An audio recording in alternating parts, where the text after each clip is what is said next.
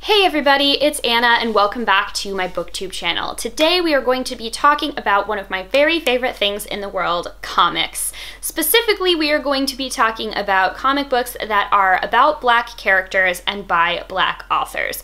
I'm making this video to help people that are looking for comics to fulfill their challenges for the Blackathon specifically. I already made a TBR video about that, so it will be linked somewhere up above here, and I will also make sure that you have all the information you need about Blackathon linked down below in the description box as well. But regardless of whether you're participating in the readathon or not, I just thought that it would be really nice to make this recommendations video of these are all comics that I personally have read and enjoyed that are by Black authors and center Black main characters. They are also in the sort of like science fiction fantasy category, not just because that's a lot of the comics that I read, but that's specifically what the Blackathon challenge is. However, I know that there are lots of amazing contemporary, non-magical Black comics out there. So please don't let this be your only jumping off point. Just consider it a starting point to get you started. So let's go ahead and start with one of my favorite comic book series of 2019, and that is LaGuardia. It's written by Nnedi Okorafor, and the artwork is by Tana Ford and James Devlin. This is a story about a woman who is pregnant with a baby that is sort of a hybrid of human and also this alien plant species that can live symbiotically with humans. It has a lot to say about the power of humanity to create and pass on life, and how the passage on of life and culture does also like transcend the Homo sapiens species. There's an amazing plant character called Let Me Love You, so they call it Let Me, that also like wants to pass on who it is and what its culture is and everything. This is a really powerful story about the importance of recognizing common humanity and the need for justice across borders and immigration. This was coming out right around the same time as the travel ban that President Trump enacted against majority Muslim countries. So it was very timely, but also timeless in the sense that so much of human history and so much of Nnedi Okorafor's Afrofuturism in particular is about human beings trying to imagine new ways to overcome the divisions that we have set up between ourselves in this very powerful, very justice-oriented mindset. So I cannot recommend this series highly enough. It's quite short. It's a limited series. It's only 4 issues, so I've got all of my little single issues right here. But it is also pretty widely available in graphic novel form at this point, and you should be able to pick it up from a library or a comic book store, wherever you find that kind of stuff. Okay, we've got a few superhero comics here. Now, I have kind of a weird relationship with superhero comics in that I usually only read them if I really care about the character, and in that case, the only 2 characters that I really love enough to constantly read their comics no matter who's writing them are Ms. Marvel and Captain Marvel. However, I will sometimes branch out into other superheroes if I read an issue that I really like, or if I see that an author that I really enjoy is writing a superhero series. And this is going to be a lot of Nnedi Okorafor, but Nnedi Okorafor had an amazing run on Shuri, who is the younger sister of T'Challa the Black Panther, and also a Black Panther in her own right in the Marvel Universe. If you've seen Letitia Wright's amazing performance in the Black Panther movie, you probably love Shuri as much as I do. And when I saw that Nnedi Okorafor was going to be writing 12 issues, no wait, sorry, it's 6 issues of Shuri's story, I knew that I had to read it.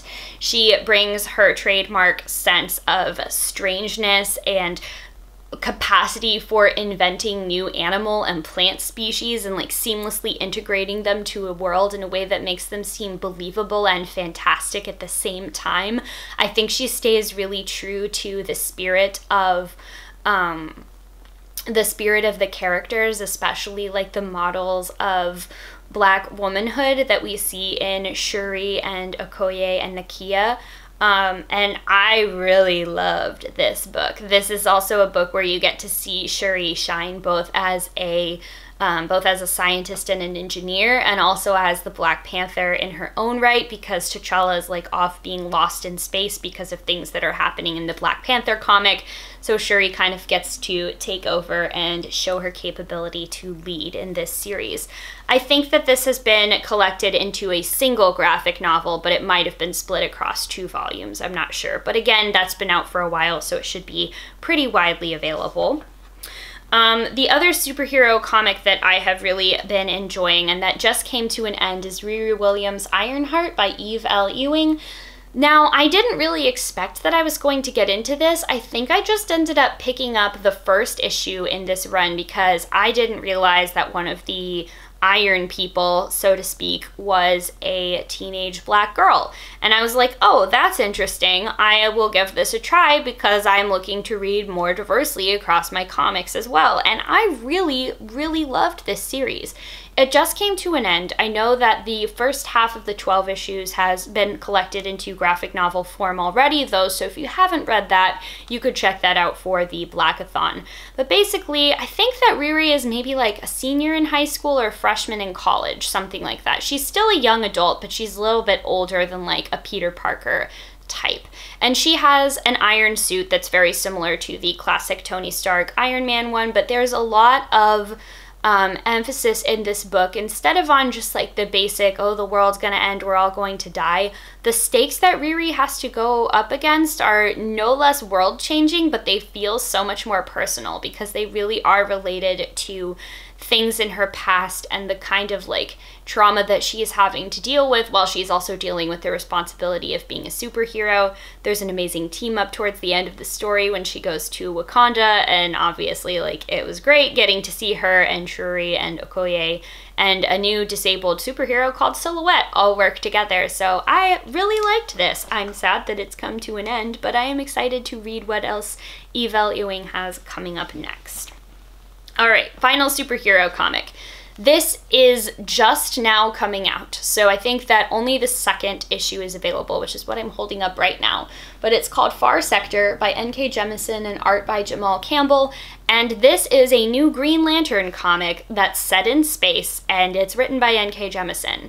That last bit is why I'm reading it. I almost never read DC comics. I just don't tend to like them as much as I like Marvel comics. I find that the stories get a little too boring and the characters are a little too one-dimensional for my taste, at least the modern comics. But I really enjoyed reading G. Willow Wilson's run on Wonder Woman, and so when I saw that N.K. Jemisin, who is also one of my favorite authors, is doing a run on a Green Lantern story, I had to pick it up. It's still really early days to tell what the story is about, but it is definitely super interesting. It's a murder mystery in space, and I really like mysteries in comics because I think that the serial form allows you to really unfold the plot elements of a mystery in a very cool way. So again, this is only the second issue, so you're probably looking at a like single issue online comic place or going to a local comic store if you want to read this, unless for some reason your library lends out single issue comics. But yeah, considering that it's a title put out by a major publisher, it shouldn't be too hard to find.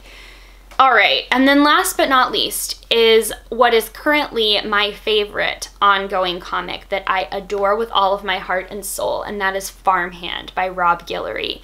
I'm pretty sure that I've talked about this comic before on this channel, but just in case you missed that, Farmhand, is a story of the Jenkins family and their sort of patriarch, Jedediah Jenkins, who when he was a young man discovered a way that he can do organ transplants by literally growing human body parts on trees and plants. He figured out a way to genetically modify plants so that they can actually grow like harvestable, usable organs for people.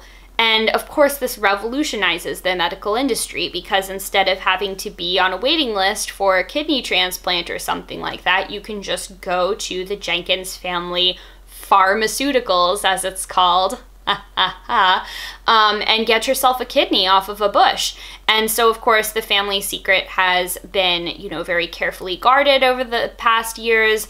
There's some tragic backstory that is involved with the Jenkins family's mom and her relationship to the family business. There's also fantastic, like, Southern small town America local politics, which is super fun for me because that's kind of where I grew up. And so reading this was like, oh yeah, I know exactly who this character is an analog to in my real life. Yay! I really love this book. I love everything that Rob Guillory has ever written, and he does all of his own writing, artwork, everything. Just like getting this in the pull box every week is such a treat. It's something that I really like to sit down and take my time and savor reading when it comes in. And I believe that the first 6 issues are now available in graphic novel form, so that should be easy to get from the library. And I think we're up to... oh, it must be the first 2 because this is number 10 and they're still going with the like fall winter ones. So it must be the first 2 volumes are in graphic novel form. I am really enjoying this. I don't want to tell you too much more about the plot because I don't want to give anything away. Like, the joy of reading this is really in watching the mysteries of this family business unfold. But I really could not recommend it more highly. It's fantastic.